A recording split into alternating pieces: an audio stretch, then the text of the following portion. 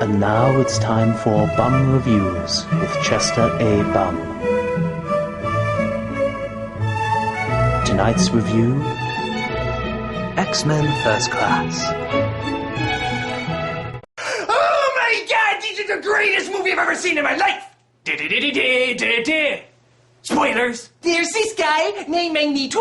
Only he's not Gandalf in this movie. He's a tiny little boy. Oh. In a concentration camp. Oh. And there's this Nazi who's a bad guy. Why is it the Nazis are always the bad guys? And he makes a deal with little Magneto. Move that coin or else I'm going to shoot your mother. Hey, that's good. Just move it into my cup. And Magneto is like, I can't move it unless I'm really, really angry. Oh, well, why didn't you say so? I'm so angry I'm going to use all my magnetic powers to kill everybody in this room. Except me? No, I'll let you live for some reason. Well, how long do you think that's gonna last? Till I'm an adult, then I'll try to kill you. Oh, good. I got time. And then we see another little boy named Xavier. Only he isn't Jean-Luc Picard yet. He's also a tiny little boy. He comes across a tiny little girl who will later grow up to not be so tiny. And so little Xavier is like, I'm going through puberty just looking at you. You want to stay with us? What's your parents' mind? Nah, I can control their minds. Watch. She's staying. Okay. Cool. So Xavier grows up into Mr. Tumnus, and the little girl grows up into not quite as hot as Rebecca Romaine Stamos, but still pretty hot. So they're brother and sister now.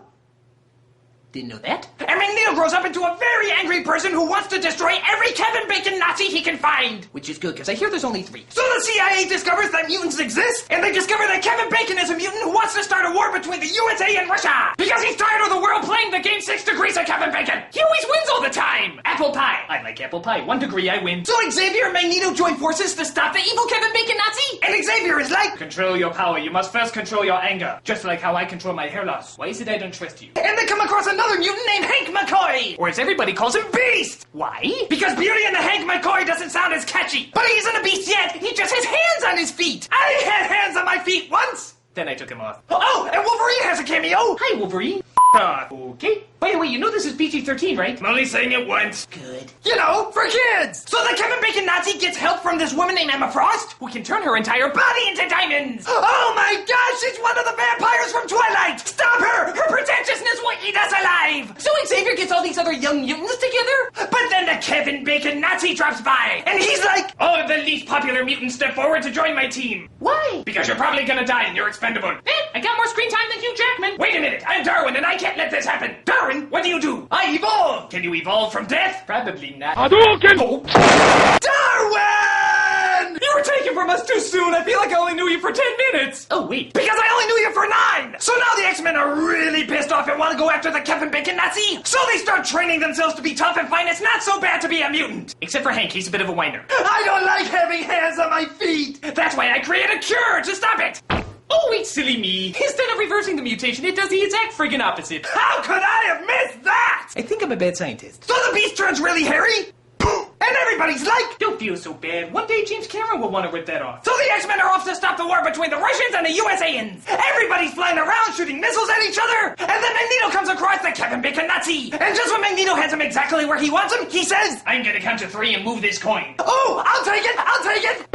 Ooh, I do not want that coin. So Magneto steals his spear magic helmet, and Magneto is like, we must stop them before they fire their missiles at us. But Xavier is like, dude, they're not gonna fire their missiles at us. Fire our missiles at them. Okay, you're really not helping. But Magneto takes the missiles and throws it right back at them, and Xavier is like, you're a jerk. You're a jerk. But then somebody fires a gun, and Magneto accidentally flings the bullet into Xavier's backside. I had a bullet in my backside once. Never called Ted Nugent funny looking. So Xavier falls to the ground and can't feel his legs anymore. Which is weird, seeing how he can control and move other people, yet he can't move his legs. I don't know. And Magneto is like, fellow mutants, you are either with me or against me. And Mystique is like, sorry, Charles, even though you're my brother, you can't walk anymore, and I have no motivation to go with him. I'm going to go with him. For some reason, I'm totally cool with this. Okay, bye. But then Xavier is like, oh, by the way, a long time from now, when I lose my hair and you look a lot older, is there any chance we can put aside our differences for one day, go to a girl's house and say, wow, she looks incredible, and act like we're friends? As long as we can go back to being enemies immediately after. Well, that goes without saying. So Xavier opens up his school of freaks and geeks. Magneto goes to get Emma Frost out of jail. And all sorts of continuity is totally screwed up. Hooray! So obviously they're gonna make a kinda sorta sequel out of this kinda sorta prequel. But only if this one kinda sorta makes money. And there's only one way for that to happen. Change! You got change! Oh, come on! I promise I'll give it to the movie makers. Come on, change!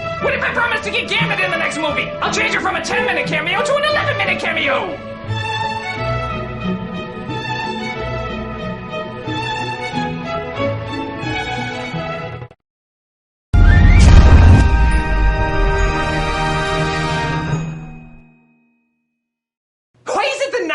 always the bad guys.